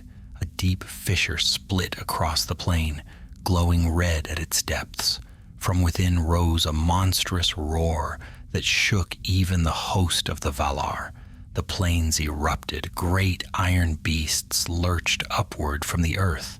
Engines of war forged in secret chambers. Their bodies, formed of metal plates, fused with molten stone. Their heads resembled those of giant wolves, yet shaped with unnatural sharpness. Flames poured from their jaws. Steam hissed from vents along their spines. Arelor whispered, "He unleashes his deep forges." Anarin tensed. These were being crafted when I was taken, unfinished, but terrible, even half-formed. The machines thundered forward, trampling the snow beneath their burning feet. Behind them emerged battalions of creatures, proto-orcs, twisted from spirits and flesh, snarling with jagged teeth, hulking trolls whose bodies glistened like tar, malformed giants wielding crude hammers of stone. The battlefield darkened. The host of the Valar prepared to meet the charge. Orome rode to the front, raising his great horn. The sound that followed split the sky, a call filled with fury and honor, echoing across the world like the heartbeat of the mountains. The Valar's ranks surged forward. Light met shadow in a storm of fire and ice. "Stay near," Eonwys commanded his companions. A Until we deliver our report, we do not join the battle. Knowledge is our weapon this day." They pushed forward through the chaos, weaving between towering warriors, locked in combat. Tolkas charged ahead, crashing into the nearest iron beast with a laughter that echoed like a challenge hurled at the storm. The creature snapped its jaws at him. Tolkas seized them with both hands and forced them apart with brute strength alone, metal shrieking as it tore. Arion watched in awe. "Does he feel no fear?" "None," Eonwe replied, "not for shadow nor for flame." As the host advanced, one figure strode forward from among the leaders, a Maya robed in deep violet, his eyes gleaming with cold knowledge. "Mandos?" Eonwe bowed his head respectfully. "Lord, we bring warning from the depths of Utumno." Mandos studied him in silence. Snow drifted behind the doomsman of the Valar, untouched by wind. His presence seemed to still the very air. "Speak," he said. Eonwe stepped forward. "Melkor's strength lies not only in the armies before us. Beneath Utumno he forges creatures of immense power, spirits bound to flesh, shapes twisted into monstrous forms. And deeper still, a being sleeps, vast and terrible.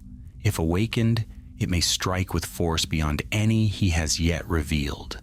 Mandos inclined his head. "The shadow at Utumno's root. It is known to us." Anarin blinked in surprise. "You know of it?" "Yes," Mandos said, gazing toward the fortress.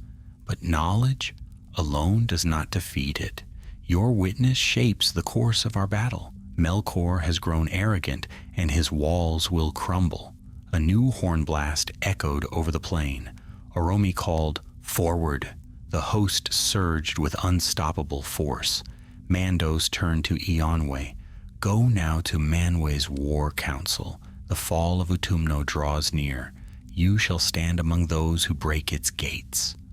The ground trembled beneath them as the armies clashed, and the company, battered but unbroken, followed Eonwe into the heart of the greatest battle Arda had yet seen. The roar of battle spread across the plain like a storm, unbound.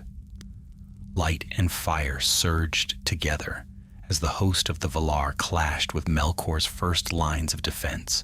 The clang of iron beasts colliding with radiant warriors echoed through the wastes, mingling with shouts, roars, and the thunderous blasts of spiritual power unleashed in full fury.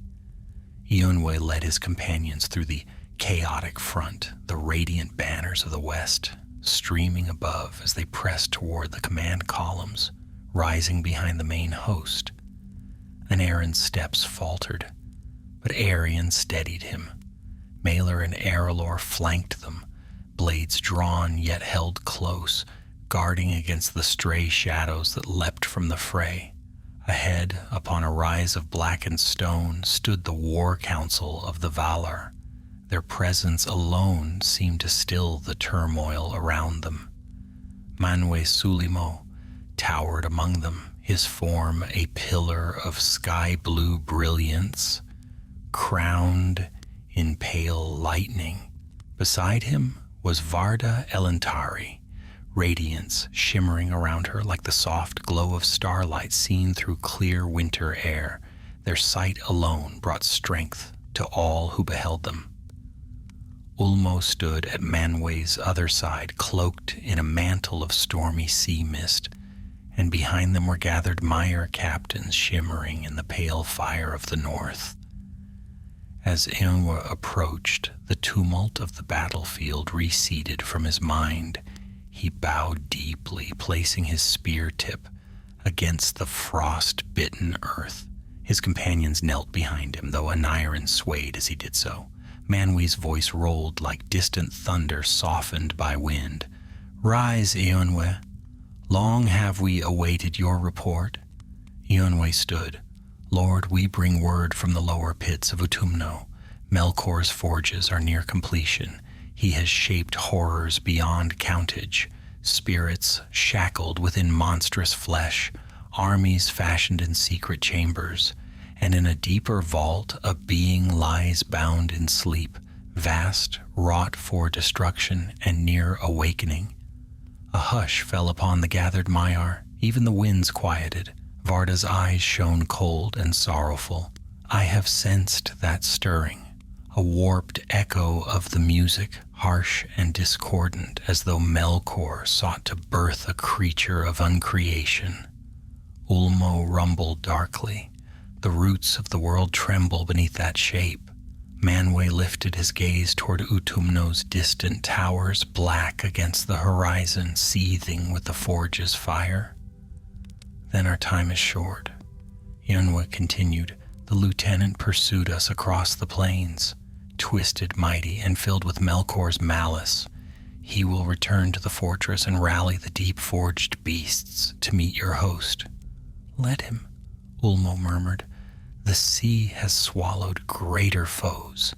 But Varda turned her gaze upon Anarion. You entered deeper than any here. What more can you tell?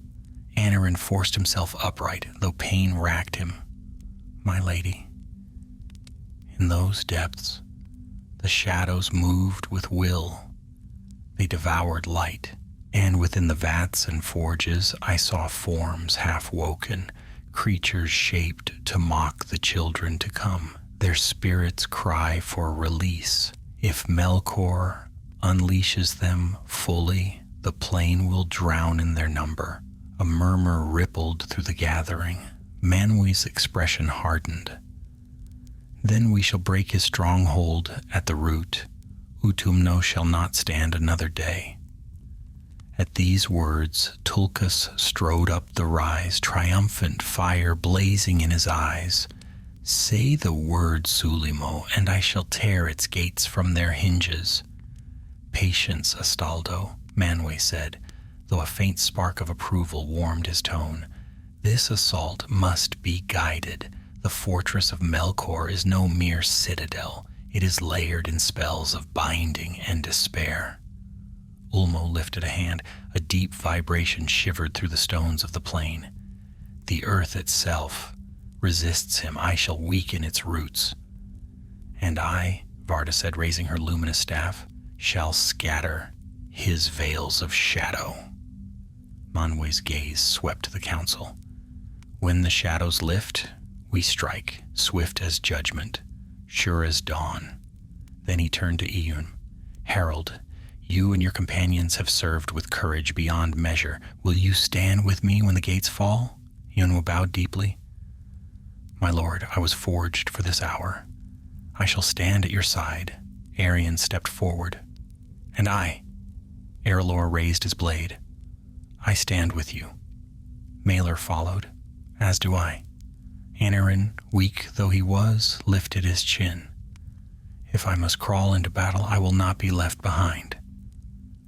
Manwë's eyes softened. Then rest a moment while the host makes ready. When the final assault begins, you shall march with the first vanguard. The war council dispersed, their wills rippling across the battlefield like unseen currents. The armies of the Valar reformed, shifting into gleaming phalanxes. Lines of radiant warriors advanced, each formation perfectly ordered. Spirits of wind gathered overhead, weaving storms to shield the host from the fortress's gaze. The ground quaked as Tulkas strode forth, eager to test his strength against Utumno's walls. Orome rode Nahar in wide-sweeping arcs, driving back patrols that sought to disrupt the Valar's preparation. Yet even as the host aligned, the gates of Utumno groaned. From the shadows beyond them came a sound like iron bending and stone cracking. A low, guttural chant rose from within the depths. Torches flared across the battlements, and then a monstrous figure emerged. Not the lieutenant, nor any beast the company had seen. This creature was taller than the highest gate arch, its form clad in iron plates fused with sinew. Its eyes burned like twin flames. It carried in its arms a hammer forged from a single slab of black steel. As it stepped into the open, the snow melted beneath its feet. Arian's breath caught. A war-wrought giant. Eonwyd narrowed his eyes. This was one of the shapes he forged in the sleeping halls. It is awake. Behind the giant, dozens more poured forth, towering brutes, bearing shields of stone and spears the length of tree trunks. They bellowed in unison, the sound rolling across the plain like a breaking avalanche. Tulkas grinned. At last, Manwe lifted his hand. Hold, he commanded. The great storm above parted. A single beam of pure, unmarred light descended, striking the ground before the host. Silence fell. All waited. Then, with a voice like the first wind that stirred the world to life, Manwe spoke. Children of the flame imperishable, advance. The ground trembled as the host of the Valar surged forward, a gleaming tide of fire and starlight. Eonwë raised his spear, its white flame blazing. To the gates, he cried, and the first great onslaught against Utumno began. The plain erupted in thunder as the host of the Valar surged toward Utumno's walls. Light swept across the waste like a rising tide, each step of the advancing army shaking the frost-bound earth. The clangor of weapons, the roar of monstrous throats, and the ringing cries of ancient spirits filled the darkened north. At the forefront marched Eonwë and his companions, their cloaks snapping in the wind, their forms radiant against the choking shadows cast by the fortress. Behind them strode Orome upon mighty Nahar, horns and banners streaming, while Tulkas raced ahead with unstoppable momentum, eager for the clash. The war-wrought giants advanced to meet them, hammering their weapons against their shields in a grim rhythm. Their bellows rolled across the plain like thunder trapped within stone. Flames flickered across their armor. Their eyes glowed like coals, dredged from the heart of a mountain. But they faced a force that had risen at the dawn of the world. Eonwë swept his spear forward. For the light that was before all shadows, strike as one. The vanguard answered with a cry that rang like clear bells through the tumult. The two fronts collided with a crash that shook the very air. The first of the giants swung its colossal hammer downward. Snow and stone flew as the blow struck the ground. Eonwë leapt aside, his spear flashing in an arc of white fire. The flame bit through a seam in the creature's armor, and it reeled back with a roar. Behind him, Arelor and Maelor fought flank to flank. Their blades danced with clean precision despite the towering foes. They darted forward, striking at joints and exposed sinew before retreating beneath the protection of greater spirits. Arian remained near Aneurin, weaving circles of soft golden light that shielded allies and weakened enemies. Whenever a foe stormed too close, she unleashed bursts of radiance that blinded or burned, yet never drew attention from the largest threats. But Aneurin, though injured and drained, would not remain idle. Leaning upon his staff, he summoned thin streams of silver fire that lashed across the battlefield. Each bolt struck true, guiding the blows of his companions. "Save your strength," Arian urged. "My strength returned at the sight of this host," Aneurin said softly. "Let Melkor's shadow tremble." Meanwhile, Tulkas crashed directly into the front ranks of the war-wrought giants. His laughter roared above the din as he seized one of the towering beasts by its arm and swung it into another with the force of a storm-tossed wave. Metal shrieked. The giants toppled like felled trees. Orome charged into the fray with Nahar's hooves, striking sparks upon the ice. His spear pierced the dark hides of malformed trolls. His horn sounded again, sending terror sweeping through the ranks of Melkor's minions. Far overhead, the Mayor of Wind battled the winged shapes that circled the sky. Flashes of light streaked across the clouds as spirits of flame combated shadows, bound in hateful form. Feathers of fire and ash drifted downward. Utumno's gates boomed shut as the defenders mustered within. Manwë raised his hand. The wind of the world answered. A vast gale swept across the plain, driving back the black fumes billowing from the fortress. The sky cleared above the host. Stars burned cold and bright in the heavens, their light piercing the shroud Melkor had woven over ages. Varda lifted her staff. Starlight flowed into the army like a second dawn. The host surged forward with renewed strength. Iornwe pressed toward the walls, cutting down lesser foes that dared barring his path.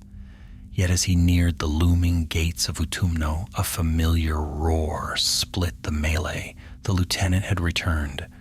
Clad in cracked armor now veined with molten light, its form seethed with fury and pain. It tore through its own allies in desperation to reach the front. Beasts and malformed soldiers scattered before it, its blazing eyes fixed upon Iornwe. "You cannot escape me, Herald," it snarled. Iornwe stood firm, spear raised. "I seek no escape." The lieutenant charged. Its blade descended in a whirlwind of dark power. Iornwe met it with a parry that lit the battlefield in blinding white. The shock wave blasted snow into the air and sent nearby foes tumbling like leaves in a tempest. "Your master falters," Iornwe said. "Melkor shall rise above all." The lieutenant roared. They fought with ferocity unmatched since their clash in the caverns. Each blow rang like clashing storms, each strike rippling through the ranks of warriors nearby. Fire and shadow surged around them. Light burst with every parry. The lieutenant pressed forward, strength fueled by bottomless rage. Iornwe stepped back, letting its momentum carry it past. He slashed, scoring a gleaming strike across the corrupted Maya's side.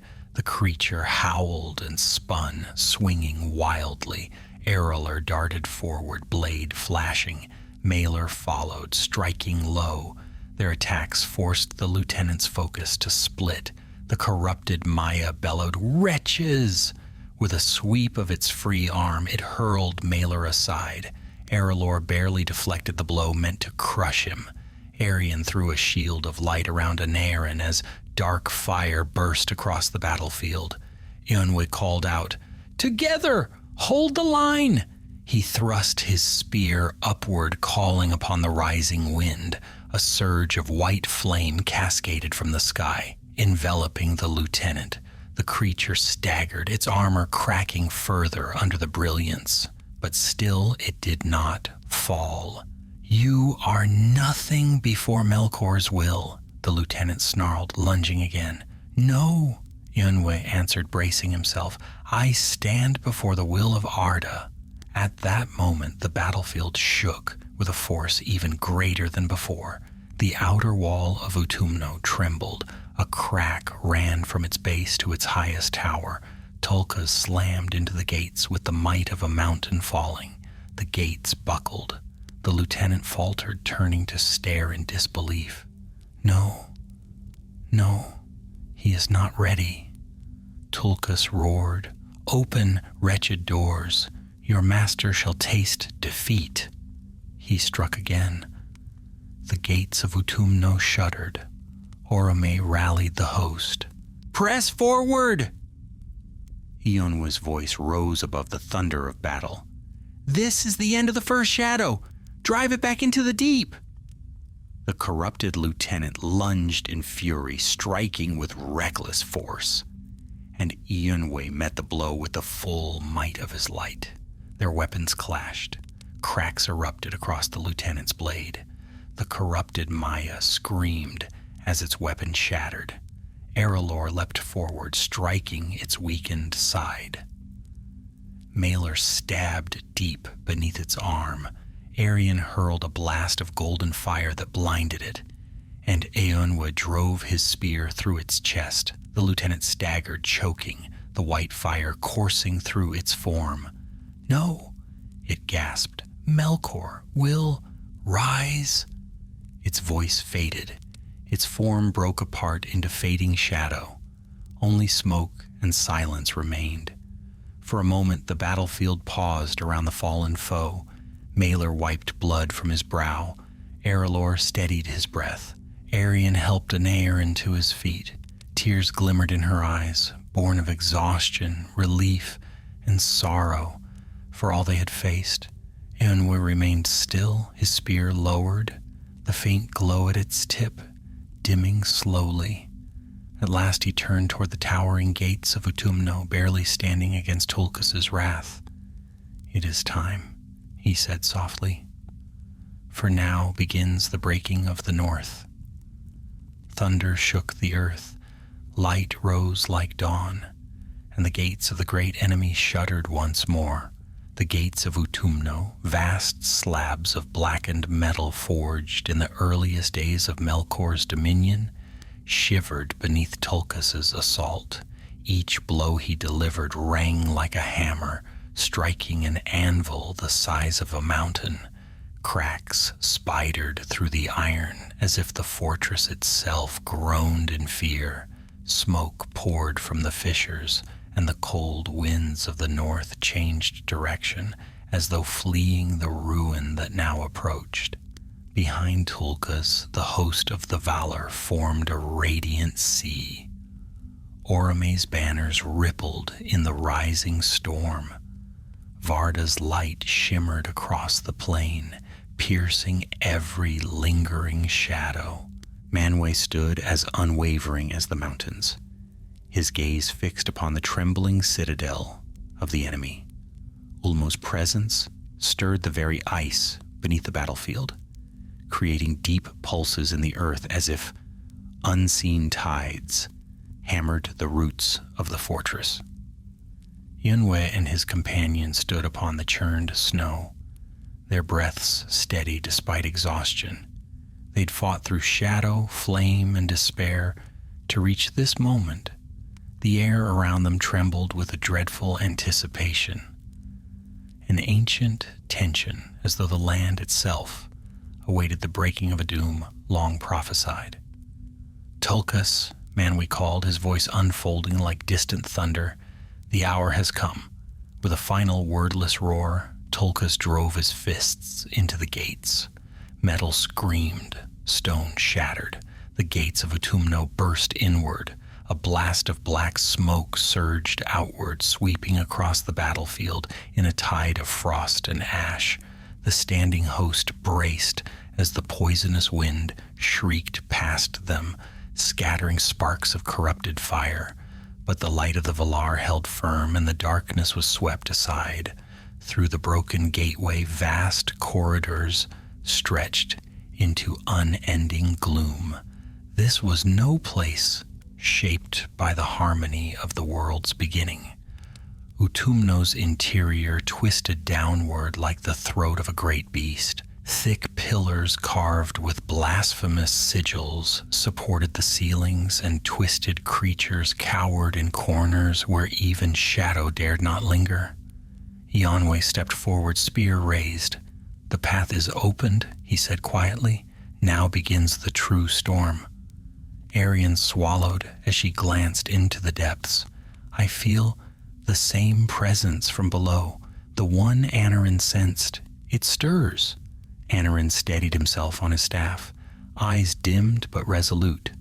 The sleeping giant. Melkor prepared it as his final shield, his last scourge. It will not remain dormant for long. Arelor tightened his grip on his blade. "Then we strike before he unleashes it." Manwë lifted his hand, and silence settled across the host. "People of the light," he said, "Utumno stands open before us. Within it lies the source of the world's first darkness. Here Melkor wrought wickedness. Here he chained the first spirits, twisted into forms of horror. And here he shall fall. The host answered with a cry that shook the sky. Eowyn turned to his companions. Stay close. Our battle lies not behind the gates, but in the heart of the fortress. They advanced together, entering the sundered maw of Utumno. The air within was thick with heat and choking fumes. The stone walls seemed alive, pulsing faintly with dark energy. Deep below, the sound of vast mechanisms churned, ancient engines that clanked and hissed like tortured lungs. The corridors stretched endlessly, descending in spiraling paths lit by sickly glows that flickered like dying embers. Creatures fled the advancing host. Twisted orcs, malformed spirits, half-finished horrors that skittered along walls with limbs that had no place in the music of creation. Some snarled and lunged, only to be cast aside by the radiant warriors who marched in unbreakable ranks. Orome's horn reverberated through the caverns, its note banishing shadow creatures with every echo. Ulmo's deep rumble broke apart foundations beneath Melkor's secret machines, and Varda's light cleansed the lingering filth clinging to the walls. Still they descended. Downward the host swept toward the lowest depths of Utumno. The deeper they marched, the more the fortress trembled. Dust fell from the ceilings, distant rumbles echoed through the cavernous halls. Arian paused once, laying a hand upon the wall. "It moves," she whispered, "something vast, waking." Anarin opened his eyes wide. "I feel it too. Beneath us." Eowyn frowned. "Then we approached the chamber of its forging." Tulkas laughed, though the sound did not reach his eyes. "Let it wake. I will put it back to sleep." But as they descended, the ground bucked beneath them. A deafening roar erupted from the depths, so powerful the stone cracked around them. A shock wave of dark power surged upward, flinging lesser creatures aside like dead leaves. Ulmo's voice rang out, "Brace yourselves!" A column of black fire burst from a fissure ahead, scorching the cavern ceiling. The host fell back, shields raised, while the floor split open beneath the force, and from that darkness emerged the shadow Anarin had feared. A monstrous form pulled itself upward, towering as tall as the cavern roof. Its body was forged from twisted sinew and blackened steel, its veins glowing with molten light, its limbs bent at unnatural angles yet moved with dreadful strength. Horns curled from its skull, and its eyes blazed with fire that devoured all radiance. Arian whispered, "By the stars." Anarin trembled. "It lives!" The giant roared, its voice the scream of agony made flesh. Chains still clung to its limbs, dragging behind it and tearing grooves in the stone. It lumbered forward, smashing its fists into the ground, sending tremors rippling through the fortress. Tulkas stepped forward at once, fists ready. "I will take this one." But Manwë raised his hand. "Not alone. This creature was forged to withstand even the Valar. It bears within it a spark of Melkor's own malice." The giant swung its massive arm. A wave of shadow force blasted toward the host.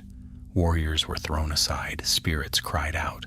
Eowyn rushed ahead, planting his spear in the ground.